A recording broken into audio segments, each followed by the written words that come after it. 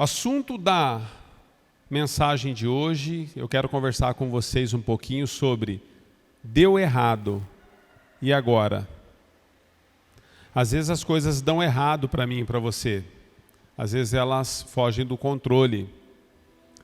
Perdi o controle, e agora? O que acontece quando eu perco o controle? É comum, amados, nós desejarmos segurar tudo nas mãos. Quando você olha para a vida das pessoas, você percebe que as pessoas, quando perdem o controle de alguma coisa, elas ficam assim, em choque. Porque muitas incertezas e inseguranças alcançam as nossas vidas quando nós perdemos o controle de algo. É assim com você? Porque é tão bom quando você consegue direcionar tudo, Você dá ordens, você, às vezes estabelece, reestabelece. E todas as vezes que você tem nas mãos aquilo que você quer fazer, é muito mais prático para você, porque há uma segurança naquilo que está acontecendo. Mas quando perdemos o controle, fica muito difícil.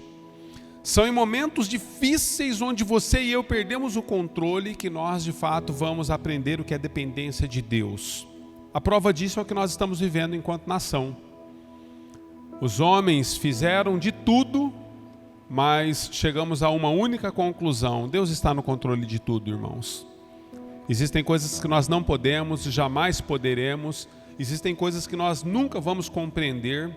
Talvez compreenderemos essas coisas somente quando a nossa mente for glorificada, porque Deus nos fala que nós teremos uma mente glorificada quando o nosso corpo for glorificado.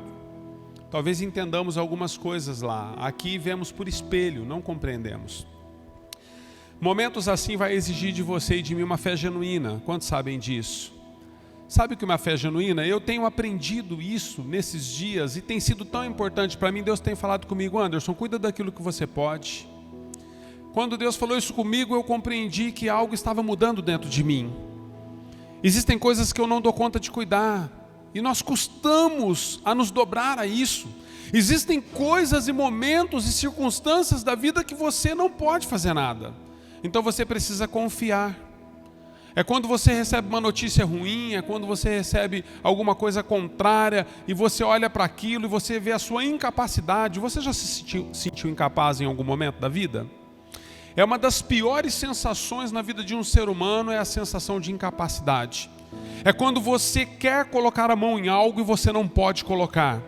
É quando você olha para tudo que você construiu na terra, tudo que você buscou, tudo que você angariou, todos os seus diplomas, todos os seus status, tudo aquilo que você ao longo dos anos produziu, você olha para tudo aquilo e você vê que aquilo não é nada. Milionários também tombam, queridos, quantos sabem disso? Milionários também tombam. Acontece que o dinheiro, tudo aquilo que nós conquistamos, nem sempre vai nos colocar numa posição que nós possamos ter tranquilidade o tempo todo. Eu quero ler um texto com vocês. Perdi o controle, e agora? Quero ler um texto com vocês, João capítulo 11, verso 1. Nós vamos ler do 1 ao 7. Desejo do meu coração é que Deus possa te colocar no centro da vontade dEle a partir desse texto.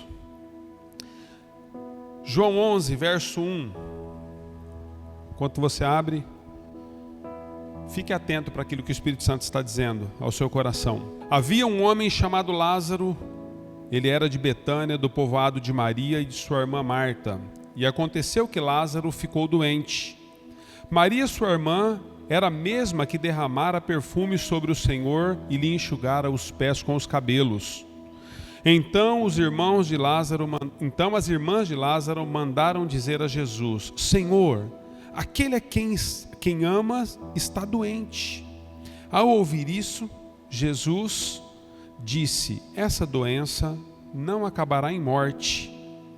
É para a glória de Deus, para que o Filho de Deus seja glorificado por meio dela. Jesus amava a Marta, a irmã dela, e Lázaro. No entanto, quando ouviu falar que Lázaro estava doente, ficou mais 2 dias onde ele estava. Senhor, a tua palavra é uma palavra que faz divisão entre a nossa alma e o nosso espírito, e eu oro para que o Senhor possa nos tocar, Senhor, de maneira profunda, abrir o nosso entendimento, os nossos ouvidos, a compreensão daquilo que o Senhor tem para a nossa vida em específico. Eu tenho, Senhor, observado que ao longo dos anos a mesma palavra direcionada ao corpo ministra uma pessoa de uma forma, ministra o outro de outra forma, por conta da maneira que o Senhor está trabalhando e o momento na vida de cada um. E esta manhã, Senhor, seja uma manhã onde o Senhor possa falar ao nosso espírito dentro daquilo que nós necessitamos ser transformados. Toca os nossos ouvidos, os nossos olhos espirituais, na autoridade do nome de Jesus, a quem oramos. Amém. Queridos, primeiro contexto que eu quero trazer para você. Nós estamos diante de um texto que expressa uma família muito próxima de Jesus. A Bíblia diz que Jesus, todas as vezes que passava pela cidade de Marta, Maria e Lázaro, se hospedava na casa deles. Jesus era amigo pessoal, era amigo próximo dessa família. Tanto é que as irmãs de Jesus chegam a declarar: olha, vai e diga para o Senhor Jesus que aquele a quem Ele ama profundamente está doente. Jesus tinha relacionamento com essas pessoas. Eu quero partir de alguns pontos com você hoje para que nós possamos entender quando perdemos o controle de tudo o que nós devemos fazer. Eu quero falar com você sobre o primeiro aspecto, o primeiro ponto, é que amigos de Jesus também passam por lutas. Você sabia disso? Nós vivemos um cristianismo às vezes ilusório, queridos. As pessoas acham que crente ele é quase um Highlander, acha que ele é um super-homem, não sei o que nós achamos às vezes. Mas às vezes prega-se um evangelho de que uma vez que nós estamos em Cristo agora, nós somos nova criatura, as coisas velhas já passaram, aqueles que são de Jesus o maligno não o toca, e nós vamos pregando e ministrando só coisas que possam motivar a nossa alma e os nossos sentidos, e quando nós nos deparamos, nós estamos vendo um evangelho completamente distante da cruz de Cristo. Não compreendemos que pelo fato de sermos cristãos, não estamos isentos de passar lutas. E quando as lutas nos alcançam, quando nós perdemos o controle das coisas que nos alcançam, nós temos crises imensas, amados. A maioria das crises na vida das pessoas que eu atendo, que eu converso, pessoas com quem me relaciono, a maioria das crises na vida das pessoas é por conta de frustrações de expectativas mal geradas. Geramos uma expectativa a respeito do nosso relacionamento com Jesus, que agora nós somos intocáveis porque Jesus nos salvou. Que agora nós podemos todas as coisas, e uma vez que podemos todas as coisas, nós vamos de vamos de bem a melhor. Achamos isso somente, e não nos preparamos muitas vezes para encarar algumas circunstâncias e situações como Marta e Maria estão encarando aqui. Amigos próximos de Jesus estão passando uma grande luta, uma grande dificuldade. Seu irmão adoeceu. Lázaro adoeceu ao ponto, e não sei se você sabe, a medicina da época era muito diferente da medicina de hoje. Às vezes um médico, para poder chegar em um determinado lugar, levava às vezes dias. Uma pessoa especialista, você não tinha ortopedista, você não tinha quem trabalhava diretamente com as questões do coração, pressão arterial, não tinha termômetro de febre, queridos. Colocava a mão lá e, rapaz, está com febre, não está bom não. Então nós precisamos compreender, amados, que o momento em que essa família está vivendo é um momento muito difícil para eles. E eles são próximos de Jesus, mas não foram isentos de passarem por tribulações e lutas. Então todas as lutas que nós enfrentamos não significa que Deus não está conosco, ou que nós não somos, ou deixamos de ser amigos de Jesus. Sabe, a primeira pergunta que vem na cabeça de um religioso, quando o religioso passa por uma luta: Senhor, onde eu pequei? É a primeira coisa que o religioso pensa. Porque o religioso, ele entende que se ele tiver numa vida de santificação, nada pode acontecer de mal a ele. Então eu pergunto para vocês, o que eu diria de Jó? O que nós podemos dizer de Jó, queridos? Se a integridade é o que consta diante de Deus, os benefícios que recebemos, o que eu diria de Estevão, que foi apedrejado até a morte pela confissão de Cristo Jesus publicamente? Nós precisamos entender, amados, que as lutas, e quando nós perdemos o controle das coisas, não significa que Deus não está no controle de tudo. Deus segue no controle de todas as coisas. O verso 2 registra que Maria é a mesma mulher que derrama uma unção aos pés de Jesus e enxuga os pés de Jesus com os cabelos. Já pensou a proximidade dessa mulher com Jesus? Mas eles estão agora diante de uma situação que eles não estão dando conta. Então, dentro desse primeiro ponto, eu quero compartilhar algo com você. Quando Maria e Marta, elas têm compreensão de que aquilo que Lázaro estava vivendo era muito difícil para elas, ia fugir do controle, elas perderam o controle, elas não tinham condições mais, elas mandam um recado para Jesus, elas vão direto a Jesus. Nós precisamos entender que em momentos de crise nas nossas vidas, nós precisamos sair das mídias sociais e colocar todo o nosso coração e as nossas frustrações lá. Existem pessoas que quando estão passando por lutas e dificuldade, a primeira coisa que elas fazem é encher as mídias sociais dos seus féus e das suas amarguras. Elas querem publicar para Deus e todo mundo o que elas estão vivendo e passando. Mas nós precisamos criar a cultura de Marta e Maria, queridos, que quando estão passando por uma luta, elas compreendem, olha, digam ao Mestre, fale com Jesus. Nós precisamos aprender a falar com Jesus, queridos, antes do dipirona. Nós precisamos aprender a falar com Jesus antes da medicina. Nós precisamos aprender a falar com Jesus antes das questões externas que nos alcançam. Nós precisamos aprender a falar com Jesus antes dos nossos relacionamentos. Nada impede você de compartilhar as suas lutas e as suas dores com aqueles que te amam. Nada impede você de buscar recursos onde existem os recursos necessários. Você poderia me dizer, pastor, você está falando isso? Tomba numa cama com falta de ar por causa do coronavírus, o senhor não vai para o hospital? Lógico que eu vou. Sou bobo? Mas quem não vai? Mas eu estou querendo dizer o seguinte, queridos, a caminho do hospital eu posso clamar. Eu tenho que apresentar a Jesus as minhas lutas e as minhas dores. Acontece que nós vivemos numa sociedade onde tudo que nós desejamos é ser ouvidos por alguém. E em ser ouvido por alguém não falamos mais com Cristo a respeito das nossas dores. Sabia que existem coisas na vida que Jesus não interviu em você porque você não abriu seu coração com Ele? É possível que você tenha dito muitas coisas a muitas pessoas, pessoas próximas de você, a quem você ama e que amam você, e às vezes você nunca diretamente falou sobre isso com Jesus. Já parou para prestar atenção nisso? Existem coisas que você comentou com a amiga da amiga, comentou com um familiar, conversou com o seu pastor, mas você não foi falar com Jesus. Por que você não foi falar com Ele? Então a primeira cultura que nós precisamos trazer para a nossa vida de intimidade, de relacionamento com Deus, é que nós precisamos falar com Jesus sobre as nossas dificuldades, sobre as nossas impossibilidades, sobre aquilo que nos foge das mãos, sobre aquilo que nós não temos mais controle. Eu li um livro tempos atrás, queridos, já fazem acho que mais de anos, mas eu li um livro que o título do livro é Quando Coisas Ruins Acontecem a Bons Casamentos.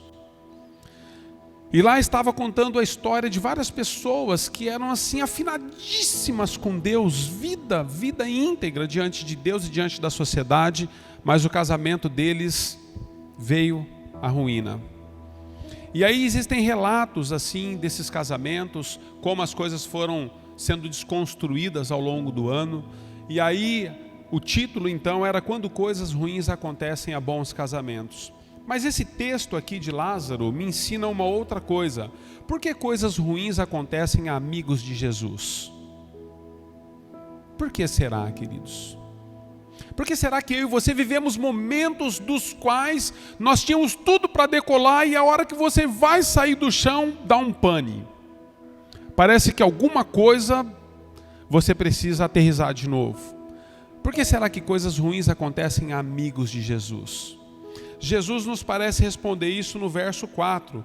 No verso 4, Jesus declara que aquilo que estava acontecendo com Lázaro, porque as irmãs mandam um recado, Jesus responde o recado delas.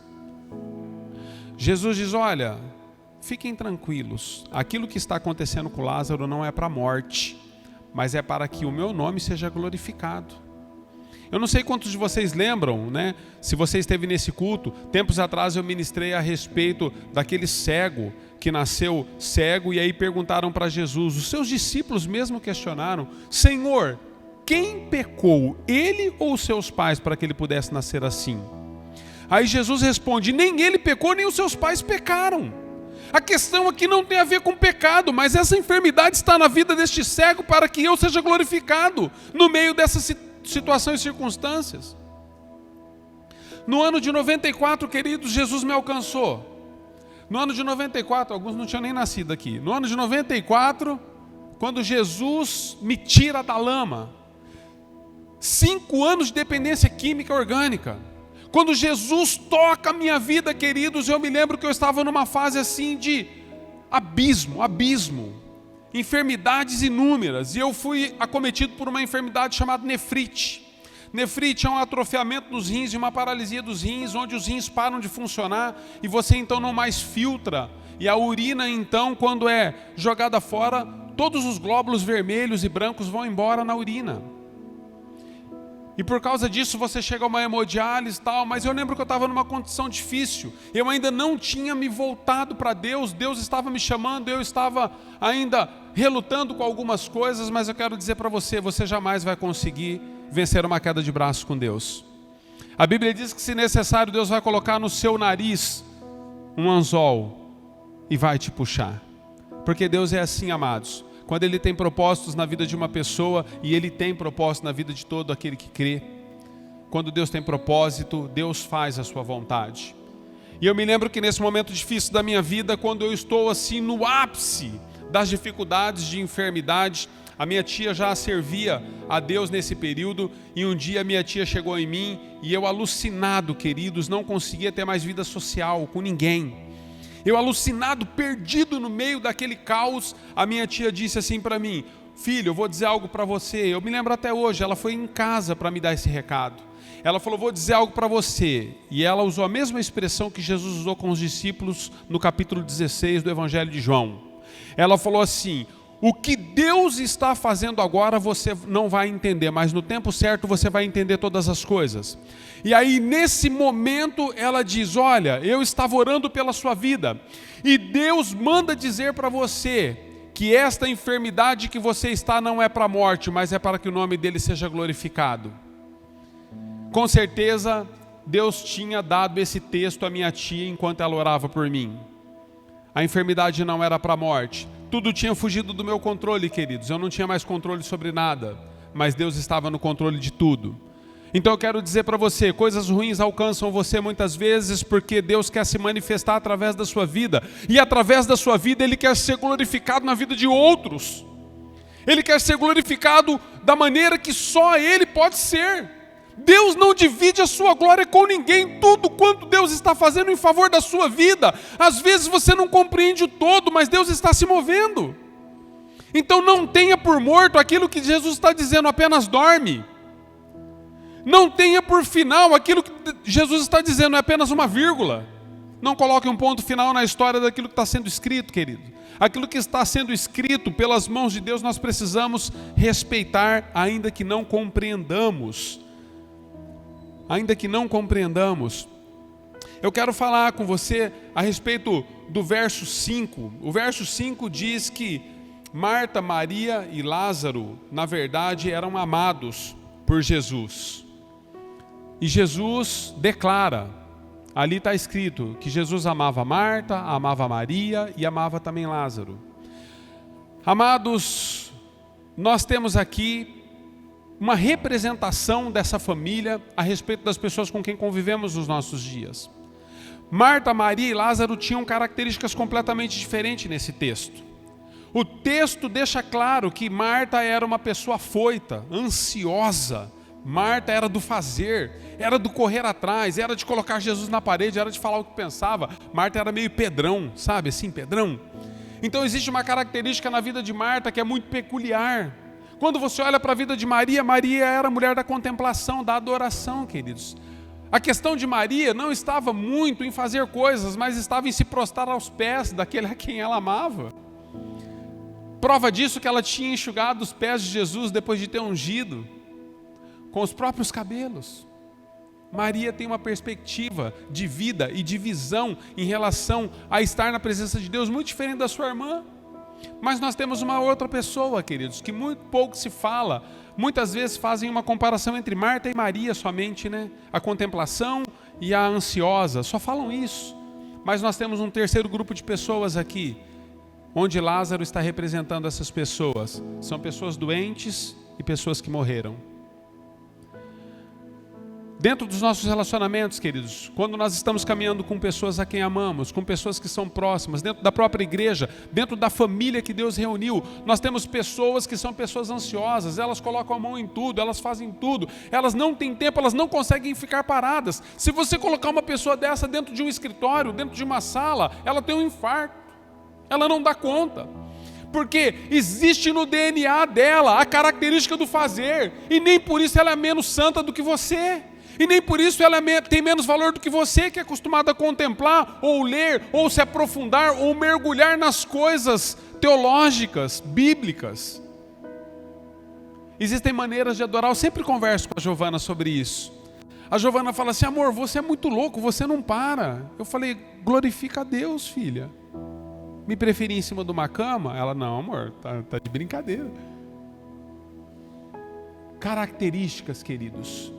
E Deus está nos dando agora uma direção a respeito de quando tudo foge do nosso controle, quando nós não temos mais compreensão daquilo que está acontecendo, nós vamos estar convivendo com grupos de pessoas diferentes em relação à situação que estamos vivendo.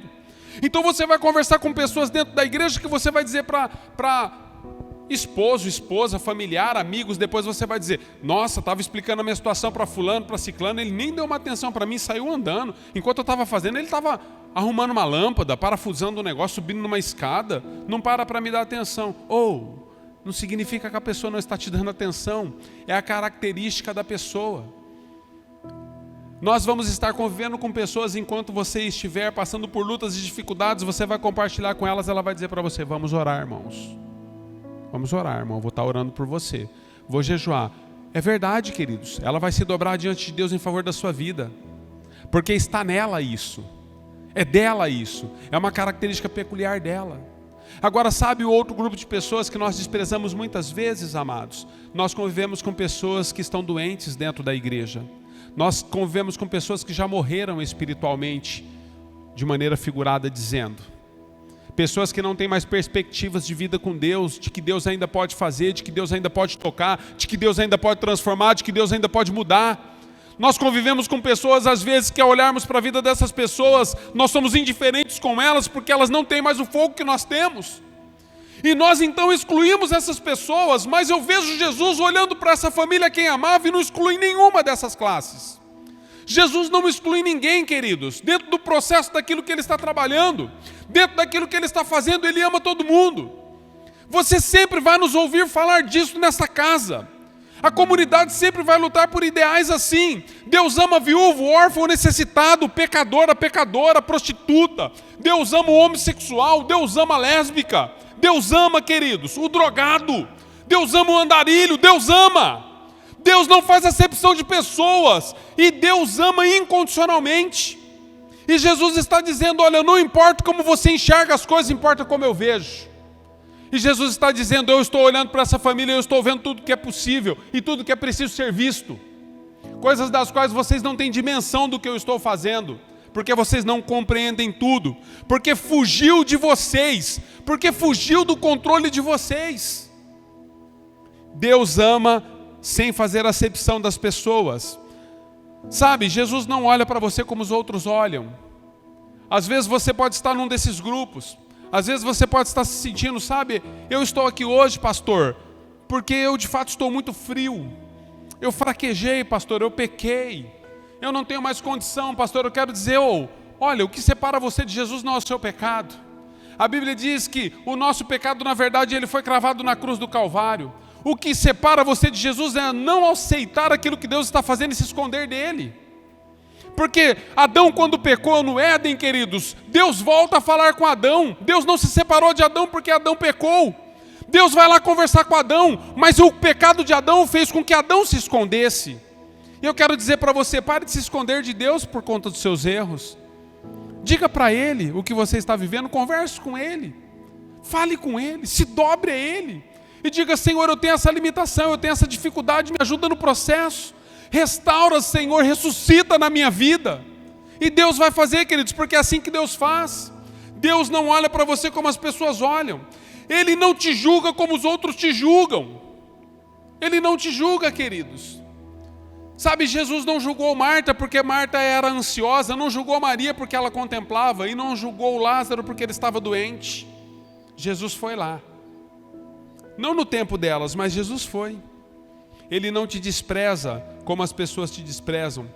Na verdade, Jesus te ama incondicionalmente. E o Evangelho é isso, queridos. O Evangelho é exatamente isso. É o amor de um pai incomum para um filho comum. Um pai incomum, amando filhos incomuns. Isso é Evangelho. É quando Deus rasga o seu coração em favor da sua e da minha vida, dizendo para você quem você é, identificando cada uma das áreas que você ainda não conseguiu identificar em si mesmo. É quando Deus afirma a sua identidade. É quando Deus olha para você, independente das circunstâncias que você está enfrentando, e Ele diz para você: filho amado em quem eu tenho prazer. Deus tem prazer em você, sabia disso? Pastor, eu não me vejo assim, isso é um problema de ótica seu. E Deus não tem problemas se você tem problemas de visão. Deus tem problemas em não aceitar que você possa ser curado, em você não aceitar que pode ser curado. Esse é o problema. É quando nós endurecemos o nosso coração. Deus fala: olha, se vocês ouvirem hoje a voz do Senhor, não endureçais o vosso coração. Esses são os problemas que nós encaramos. Eu quero falar sobre mais um ponto com vocês. A sua vida está nas mãos de Deus quando tudo parece ter perdido o controle. Quando você não tem mais controle daquilo que você está vivendo ou fazendo, Deus continua no controle e a sua vida está nas mãos dele. Sabe o que isso nos ensina, queridos? Ninguém pode fazer a agenda de Jesus. Marta e Maria estão diante de uma circunstância difícil. Elas olham para o irmão e elas dizem para Jesus: Senhor, vem para cá agora. Se não for agora, Lázaro morre. Jesus responde a elas: olha, digam para elas que isso aí não é para a morte. Fala para elas ficarem tranquilas. A Bíblia diz que Jesus, depois de ter ouvido, queridos, que Lázaro estava naquela condição, Jesus permaneceu mais 2 dias onde ele estava ministrando. A partir da decisão de ir até Lázaro, Jesus tem mais 2 dias de caminhada. Quando Jesus chega na casa de Marta e Maria, havia já 4 dias que Lázaro tinha morrido. 4 dias, queridos. Sabe o que isso nos ensina? Ninguém faz a agenda de Jesus porque não está compreendendo ou porque perdeu o controle. Mesmo que você tenha perdido o controle, Deus sabe o momento em que Ele deve se apresentar em relação às circunstâncias que você está enfrentando. É Deus quem sabe o momento em que Ele deve se apresentar diante daquilo que você está vivendo. Jesus continua e segue fazendo. Parece que Jesus era perito nisso, queridos. Jesus está voltando para a casa de Jairo, está indo com ele para poder curar sua filha que estava enferma, é parado por uma mulher. A agenda de Jesus muda.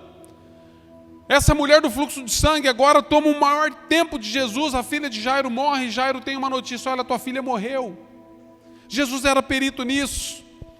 Ele sabia que ele tinha nas mãos o controle de todas as coisas. Você acredita que Jesus tem o controle da sua vida nas mãos? Quantos creem nisso? Deixa eu dizer algo a você então: pare de dar ordens a Jesus. Só comunique para Ele o que você está vivendo e confie de que Ele está no controle. E no tempo desejado por Deus, Ele se manifestará. Ele trará e fará diferença na sua vida em relação àquilo que você está buscando. Confie, querido. Confie, querida. Nós precisamos crer nisso. Ele está no controle de tudo. Ele não permitiu que ele pudesse ter a agenda bagunçada por causa de uma dor ou por causa de uma dificuldade de uma família próxima e querida. Eu fico pensando, se Deus fosse responder a agenda de todos nós, não precisa falar da nação, tá? Somos mais 7 bilhões. Vamos falar só de nós aqui. Já pensou se cada um de nós fizéssemos a agenda diária de Jesus? Senhor, vem aqui, Senhor, toca ali, Senhor, a finança, Senhor, a doença, Senhor, o casamento, Senhor, a ignorância, Senhor, a briga, Senhor, a igreja, Senhor, meu Deus, o trabalho. Eu fico pensando. Então Jesus, amados, Ele é soberano. Deus é soberano. E Ele então vai até Lázaro no momento em que Ele entende que tudo deveria ser feito no momento de Deus, no momento de Deus. Uma das coisas que fica claro para mim a respeito dessa demora de Jesus, amados, é que quando nós olhamos para a nossa vida, nós vemos a nossa vida como uma frase. Se nós lermos a frase, ela vai ter um ponto final. Jesus não olha para a sua vida como uma frase, Ele olha para a sua vida como um livro que está sendo escrito. Existem muitos capítulos da sua vida que você não compreende. E você às vezes entende que tudo fugiu das suas mãos porque você não sabe o dia de amanhã. E as incertezas e a insegurança te alcançam porque tudo que você está vendo agora diante dos olhos parece que é o teu fim. Ontem eu conversava, queridos, nós temos outros profissionais na mesma área, né? Mas ontem eu conversava com um profissional na área de transporte de crianças, transporte escolar. Ele estava dizendo para mim como ficou o quadro da vida dele. Irmãos, ele foi falando, eu fui diminuindo. Quando ele estava dentro do carro, eu fora. Quando ele falou, eu estava quase ajoelhado. Quando ele terminou. De compreender o momento que pessoas assim estão vivendo. E outras pessoas, queridos, que por conta da pandemia perderam quase tudo que têm. Pessoas que foram afetadas de maneira direta. É possível que muitos de nós nem saibamos o que é isso. Muitos de nós estamos sofrendo, tiramos aqui uma pizza, não estamos mais indo num lanche, né? Não estou mais comprando roupa, até porque estava tudo fechado. Muitos de nós estamos vivendo circunstâncias assim, mas nós estamos vendo e assistindo pessoas das quais, queridos, eles não conseguem mais ter o que comer.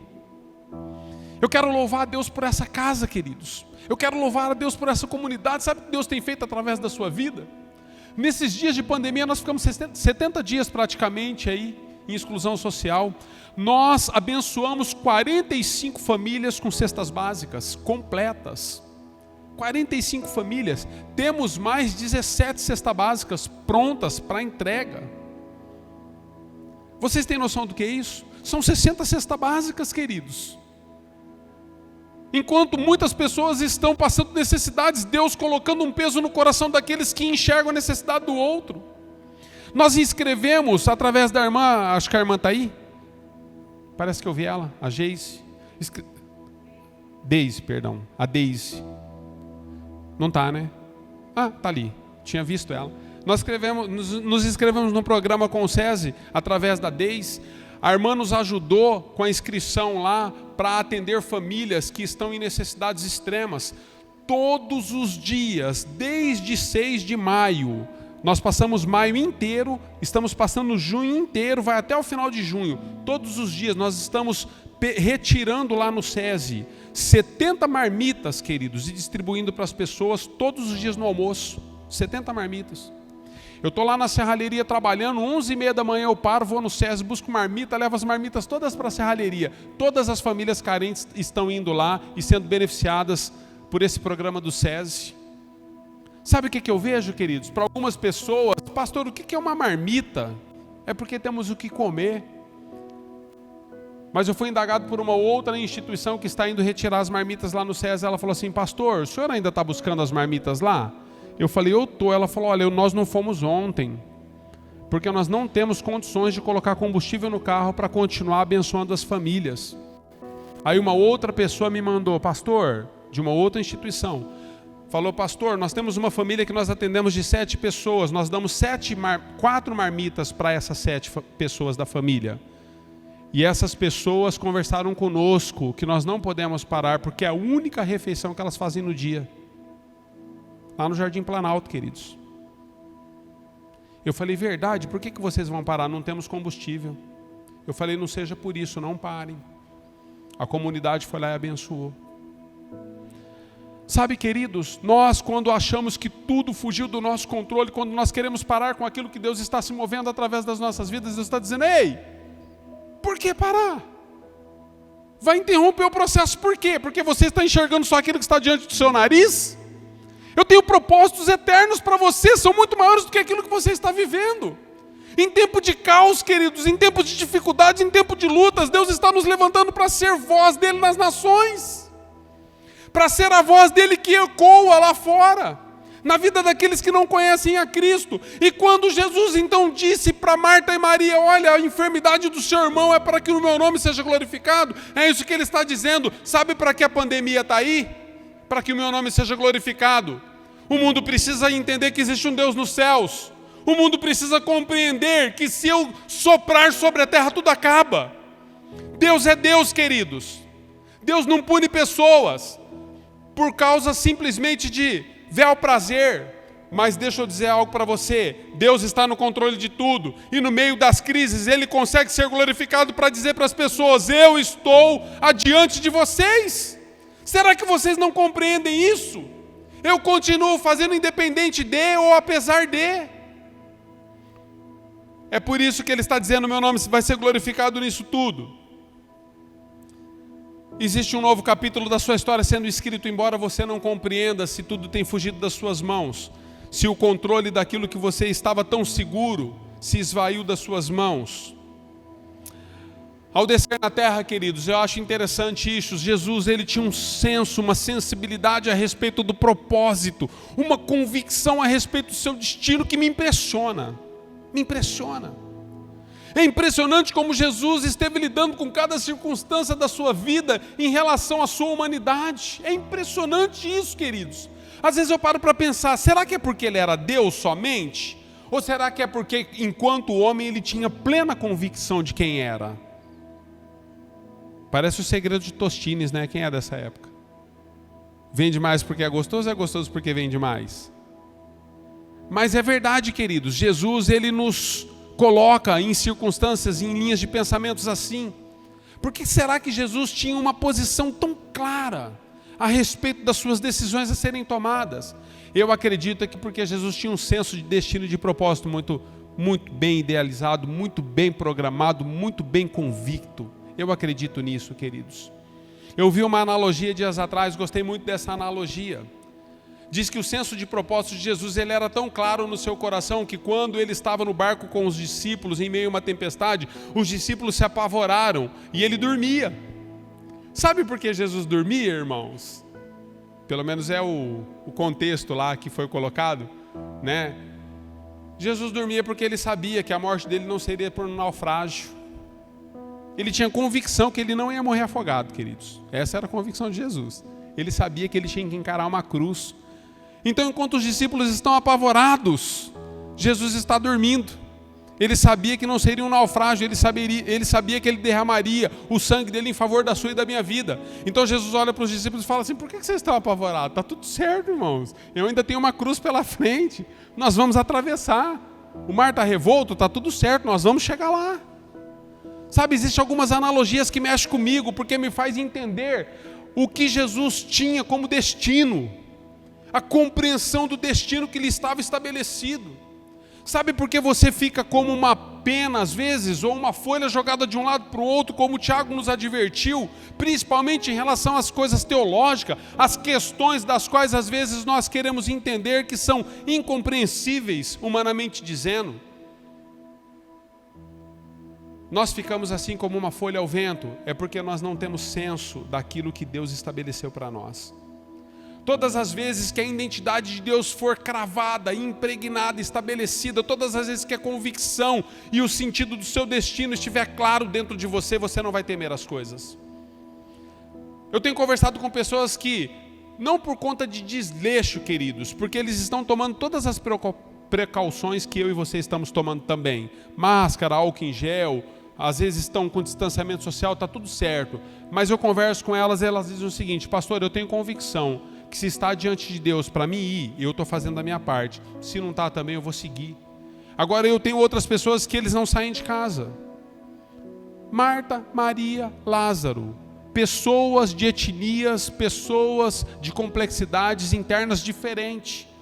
Mas o que importa para quem fica em casa ou para quem sai? O que importa é o senso de visão que temos a respeito daquilo que Ele nos projetou para ser. A respeito daquilo que Ele nos projetou para fazer. Eu tenho famílias da igreja, queridos, que testaram positivo. Eu tenho ido na casa dessas pessoas com todas as precauções. Não tenho entrado na casa delas, mas eu tenho ido lá. O marido sai para fora e recebe as marmitas. Mas eu tenho ido lá entregar, porque o marido não pode sair para estar no público, porque a mulher está 14 dias dentro do quarto. Mas eu buzino lá. Sabe o que eu pensei, irmãos? Porque o diabo é assim, o diabo é astuto. O diabo disse para mim: rapaz, você vai lá entregar essas marmitas, você é o pastor da igreja, pede para alguém ir. Porque se vai ter algum tipo de contato lá, que seja um enviado. Você vê como Satanás é, queridos? Eu falei, o bom pastor é aquele que dá vida pelas ovelhas. A minha parte eu vou fazer, eu tenho convicção do chamado e do propósito, queridos. E eu tenho ido lá. Não sei se isso vai distanciar você de mim, agora você vai ficar com medo, né? Tá tudo certo também. Mas eu tenho ido lá. Sabe por quê, queridos? Não porque eu estou negligenciando, porque eu estou tomando todas as precauções. Chego lá, só com a sacolinha assim, eu ponho o braço para fora, ele pega. Também não é leproso, né, queridos? Tá tudo certo. Mas eu creio. Todos os meus dias, Salmo 139, eles foram contados diante do Senhor na terra. E cada um deles foram escritos no seu livro. O que eu tenho que fazer então? É não interromper aquilo que Deus está fazendo. Sabia que algumas pessoas interrompem o que Deus está fazendo? Você não deve se preocupar tanto com aqueles que se levantam contra a sua vida, mas você deve se preocupar com aquilo que você não se posiciona diante de Deus. Davi teve um posicionamento diante de Deus, queridos, mas existe um momento da vida dele que ele não se preocupou em se posicionar de maneira correta. E por causa dele um homicídio vem à terra e depois ele perde o filho. Um adultério acontece. Sansão, queridos, Sansão teve um problema sério. Jesus tinha dito, Deus tinha dito, melhor dizendo, Antigo Testamento, Deus tinha dito, Jesus, né? Trindade. Deus tinha dito que Sansão, na verdade, era um nazireu e ele deveria ser separado para um propósito e um fim. Ele brinca com isso. E ele se distrai com as coisas deste mundo. Então não se preocupe tanto com os seus inimigos, se preocupe com as coisas que tiram você do centro da vontade de Deus.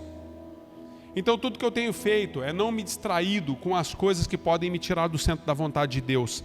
Lázaro está à beira da morte, mas Jesus está focado. Jesus sabe o que ele está fazendo. Jesus sabe o que ele está vivendo. Jesus não foi de imediato, queridos, e você precisa compreender isso, é o caminho para o fim agora. Jesus não foi de imediato atender o pedido de Marta e Maria, porque Marta e Maria queriam uma cura para o seu irmão Lázaro. Jesus tinha ressurreição para ele. Existem coisas que Deus vai fazer na sua vida que vão glorificar muito mais o nome dele do que uma simples cura. Quantos sabem disso? Às vezes você está pedindo só uma cura, mas aquilo que Deus está fazendo vai glorificar o nome dele muito mais do que simplesmente curar. Muito mais. As irmãs buscavam uma cura para Lázaro. E Jesus estava dizendo para ele, não vou fazer dele uma pessoa curada, vou fazer dele um milagre na terra. Lázaro se tornou um milagre, queridos. Lázaro se tornou um milagre. Então eu caminho para o fim dizendo o último ponto com você. Jesus é o mesmo hoje. Jesus é o mesmo hoje. Jesus, ele salvou, ele libertou, ele curou. Jesus, ele salva, ele liberta, ele cura. Jesus continuará salvando, libertando e curando. Porque ele é o mesmo, ele não muda. Quando nós olhamos para todo o acontecimento no capítulo 11, verso 21, então que lemos, no verso 21, Marta indaga Jesus quando ele chega na cidade. Jesus então, depois de ter caminhado 2 dias em direção a Lázaro, Jesus entra na cidade, e ao entrar na cidade, lógico, né, Maria nem sai de casa, queridos, espera Jesus chegar, mas Marta vai receber Jesus na porta da cidade. E Marta então diz para Jesus, Senhor, se o Senhor estivesse aqui naquele dia, o meu irmão não teria morrido. Mas teu irmão vai ressuscitar. Não, eu sei que naquele grande dia, olha a cabeça de Marta, eu sei que naquele grande dia o meu irmão ressuscitará. Sabe qual que é o nosso problema quando nós estamos passando por circunstâncias difíceis da vida, queridos? Nós acreditamos que Jesus fez ontem. Nós acreditamos no que Jesus pode fazer amanhã, mas nós não acreditamos que Jesus pode fazer agora. Nós não acreditamos que Jesus continua fazendo, queridos. Marta deixa claro que ela cria se Jesus estivesse ali naquele dia, no dia em que elas chamaram. Ela deixa claro que crê, continua crendo naquele grande dia. Mas ela fica impossibilitada diante do dia atual em que está vivendo na presença de Jesus. As lutas fazem isso conosco, queridos. Existem coisas que você passou na vida que às vezes você olha para essas circunstâncias e você pensa assim, Senhor, se o Senhor estivesse lá, tudo seria diferente, teria sido de outra forma. Quem disse para você que Ele não estava? Ele está no controle. Senhor, se o Senhor estivesse lá, tudo teria outro fim. Quem disse? Sabe, Jesus, ele declara, queridos, ministrei esses dias, ainda era online, mas ministrei esses dias, Jesus, ele declara, olha, é para isso que eu vim. Jesus sabe para que ele veio, queridos. Eu acredito que é para isso que nós existimos. Nós existimos para ouvir aquilo que Deus está falando ao nosso espírito, ao nosso coração. E se você está aqui nessa manhã, eu quero dizer para você, você não deveria estar em outro lugar. Você sabia que você se acha tendo vindo nesse culto, mas quem trouxe você aqui foi o Espírito Santo? Ah, mas teve uma participação minha, bem pouca, hein? Nem abrir os olhos foi participação sua. Você estava deitado, Deus abriu seus olhos. Porque se Ele tirasse de você o fôlego da vida, você não abriria. A tua participação é muito curta, queridos, no processo. A minha também. Então nós precisamos elevar a Deus aquilo que lhe é de direito. Deus tem propósito na sua e na minha vida, então nada teria sido diferente. Sabe por que nada teria sido diferente? Mas e as minhas decisões, pastor? As nossas decisões contam, queridos. Mas eu quero dizer para você, quando as suas decisões ferirem um propósito maior a respeito da salvação, Jesus sempre vai intervir. A Bíblia nos fala a respeito de um homem chamado Faraó, um rei do Egito, um homem que controlava tudo nas mãos, punho de ferro, um homem que tinha todos os direitos por conta da posição que exercia. Mas a Bíblia diz que um dia Deus endureceu o seu coração a respeito de Israel. E todas as decisões de Faraó, então, elas foram lançadas por terra. Ou seja, irmãos, me parece que para Faraó não houve livre-arbítrio. Pensando bem, livre-arbítrio não é tão livre assim como pensamos. Porque Faraó não teve direito de escolha. Deus endureceu o coração dele, mesmo que ele não quisesse. Deixa eu dizer para você sobre livre-arbítrio algumas coisas. Nós temos a intervenção de Deus nas nossas vidas. E todas as vezes, amados, que nós falarmos sobre livre-arbítrio, nós precisamos entender que o livre-arbítrio ele está somente direcionado às questões morais de decisões nossas. Tudo que diz respeito às suas decisões morais, cívicas, você tem direito ao livre-arbítrio, mas em relação à salvação só pertence a Deus. Ninguém tem direito de livre-arbítrio em relação à sua salvação, porque se assim o fosse, Jesus haveria morrido em vão. Ele não precisaria ter entregue a sua vida na cruz do Calvário. Então, em relação à sua salvação, quem dá o destino da sua alma é Deus. É Ele quem decide a quem Ele quer salvar ou não quer salvar. Creia você ou não nisso, entenda você ou não isso, aceite você ou não isso. Deus é soberano. Todas as vezes que eu decido quem é salvo, quem não é salvo, eu tiro a soberania das mãos de Deus e nós não temos o direito de fazer isso. Pastor, eu não posso compreender que um Deus vai punir pessoas e não vai salvá-las. Existem coisas que eu e você nunca vamos compreender, queridos. Mas eu quero dizer para você, o desejo do coração, e essa é a boa palavra, o desejo do coração é que ninguém se perca. A Bíblia diz que não existe alegria no coração de Deus com a morte do ímpio, mas que todos se convertam. Então fique tranquilo, Ele está no controle. Deus está no controle, queridos. Então, às vezes, nós vemos as coisas fugindo das nossas mãos, e Marta e Maria estão dentro dessa condição. E elas estão compreendendo que agora Jesus é o mesmo hoje. Se Ele fez, Ele continua fazendo. Mas as lutas fazem com que nós possamos, então, às vezes, ter uma posição muito diferente daquilo que Deus espera fazer. Você tem dúvida de que Jesus tem nas mãos e está no controle de tudo? Se você tem, você deve se arrepender hoje. Pastor, eu não tenho, mas eu quero dizer algo a você que pode mudar a sua história. Segura nisso, queridos. Isso que eu vou dizer é importante para você. Se você não tem dúvida de que Jesus está no controle de tudo, pare de agir como se você tivesse. Pare de pegar nas mãos aquilo que não te pertence. Pare de conduzir aquilo que não é de direito seu a condução. Pare de dar ordens para Deus de como deve ser feito, porque Deus não é o seu empregado. Deus não é o meu empregado. Deus está no controle de tudo. Se você entende que Deus está nesse controle, se você perdeu o controle daquilo que era tão importante para você, então confie. E deixe que as incertezas do seu coração sejam tiradas à medida que Ele vai trabalhando. Porque enquanto a sua vida está sendo escrita, os capítulos dela, da sua história estão sendo escritos, Deus continua agindo em outros lugares. Você já parou para se perguntar o que foi gerado nos 2 dias de atraso até Jesus chegar na casa de Marta e Maria? Sabe o que foi gerado? Inveja, incredulidade, fé no coração de alguns, confiança no coração de outros, incertezas diversas no coração de muitos. Tudo isso foi gerado. Prova para mim, pastor, prova com o texto. Eu tenho certeza, queridos, que quando Jesus chegou na cidade, alguns disseram assim, olha lá, ó, era amigo, andava colado, Mas quando vocês mandaram o recado, ele não veio. Demorou 2 dias, agora seu irmão morreu. Você acha que não teve isso? Acho que teve, queridos. Os religiosos eram assim. Eles faziam questão de julgar as situações e as circunstâncias. Sabe aquele negócio assim? Tá vendo aí, ó, o seu líder de célula viu o seu WhatsApp, ficou azulzinho, mas ele não te respondeu. É isso, queridos. Ficou azulzinho, tá vendo? Tá azulzinho, mas a resposta não veio. Jesus gerou muitas coisas, queridos.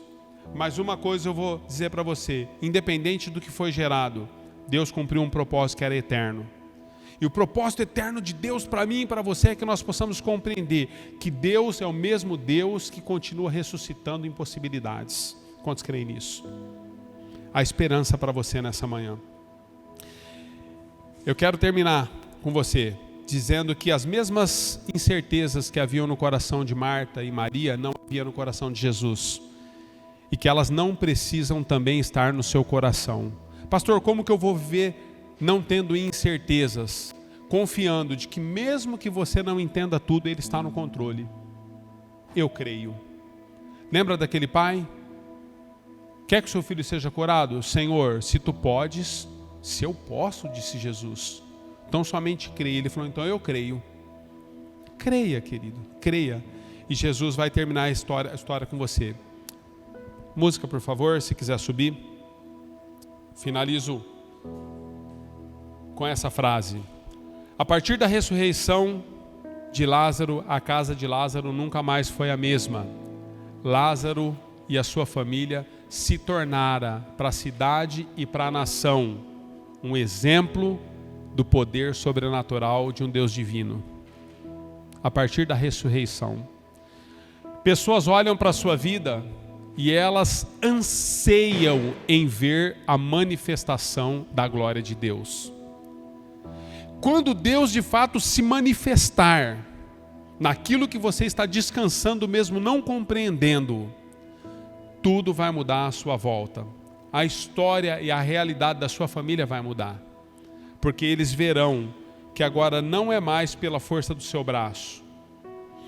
Ontem eu conversando com uma pessoa que está com um problema com um familiar com dependência química orgânica, na sexta-feira à noite, essa pessoa estava sendo transportada de uma cidade para outra para tentar uma recuperação. E eu conversando, ajudando no processo, ontem a pessoa disse assim para mim, olha, eu pensei em pedir ajuda para muitas pessoas, mas sabe uma coisa que me fez tomar a decisão final? Porque a pessoa tem recursos financeiros, a pessoa tem muitas condições. Ela pode pagar qualquer clínica, queridos, qualquer clínica. Ela tem condições de pôr a pessoa lá, o irmão lá. Ela falou assim, mas sabe o que me fez me direcionar a você? É quando eu olho para aquilo que Deus fez na sua vida. Você é uma das únicas pessoas, Anderson, porque ela nem é ovelha aqui. Ela falou, você é uma das únicas pessoas, Anderson, que ao longo dos anos eu vi constância em relação àquilo que Deus fez. Você de fato foi liberto por um Deus que pode libertar. Eu fico olhando para uma pessoa que tem recursos para colocar o próprio irmão de sangue em qualquer clínica que queira, mas ela decide colocar o irmão, pessoa do próprio sangue, em qualquer beco que eu possa direcionar, porque ela vê o que Deus de fato está fazendo. Não para minha glória, queridos, mas eu quero dizer para você, por que você está fechando com isso, pastor? Eu estou fechando com isso para dizer para você o seguinte, a ressurreição que Deus está trazendo sobre a sua vida é muito maior do que a cura que você estava buscando. Você precisa entender isso. Solte da cura, foque na ressurreição, solte daquilo que é transitório, olhe para o eterno. Foque naquilo que é eterno e tire os olhos daquilo que é momentâneo. Você precisa entender, queridos, você precisa compreender que os dias que você está vivendo, eles são passageiros, mas aquilo que Deus está fazendo através da sua vida vai ecoar para os seus netos, bisnetos, vai ecoar. Eu estou fazendo um trabalho lá em casa por causa... Deixar eu vou longe, mas estou terminando. Estou fazendo um trabalho lá em casa, queridos, por causa de um processo que a igreja está vivendo. Nós vamos gravar algumas coisas em casa. Eu estou fazendo um trabalho lá e eu decidi fazer uma gravação de todo o processo do trabalho. Então são dias de trabalho. Eu já trabalhei lá uns 5, 6 dias, né, amor? Mais ou menos. Uns 3 dias o dia todo e algumas noites. E eu estou gravando tudo, queridos. Aí sabe por que eu decidi gravar isso? Porque eu decidi deixar alguma coisa para os meus netos e bisnetos. Os meus filhos estão vendo, né? Eles estão aí para ver. Os meus netos ainda não estão vendo. Mas eu decidi deixar alguma coisa para eles verem. Eu decidi deixar algumas coisas gravadas para que os nossos netos, bisnetos, tataranetos, as nossas gerações possam compreender. Olha, a obra que Deus fez na vida do meu avô mudou a história da nossa geração.